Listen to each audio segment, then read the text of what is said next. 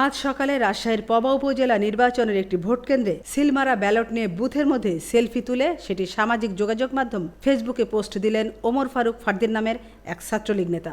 সকালে তিনি কয়রা সরকারি প্রাথমিক বিদ্যালয় ভোট কেন্দ্রে ভোট দিতে বুথে ঢোকেন আর বুথে সিল দেওয়া ব্যালট নিয়ে সেলফিও তোলেন। এরপর সেটি তার ফেসবুক প্রোফাইলে পোস্ট করেন। ছবিটি বুথের ভেতরেই তোলা। ফারদিনের হাতে রয়েছে সিলমারা ব্যালট। এতে আনারস প্রতীকে সিল দেওয়া দেখা গেছে। আনারস প্রতীক নিয়ে চেয়ারম্যান পদে প্রতিদ্বন্দ্বিতা করছেন জেলা আওয়ামী লীগের সাবেক দপ্তর সম্পাদক ফারুক হোসেন ডাবলু। ছাত্রলীগ নেতার এই ঘটনা জানাজানি হওয়ার পর ওই এলাকায় চাঞ্চল্যের সৃষ্টি হয়েছে। এ বিষয়ে উপজেলা নির্বাচনের রিটার্নিং কর্মকর্তা ও অতিরিক্ত জেলা প্রশাসক সরকার অসীম কুমার বলেন, ফারদিনকে খুঁজে বের করে আইনের আওতায় আনা হবে। আমেনা ইসলাম, আজকের সংবাদ।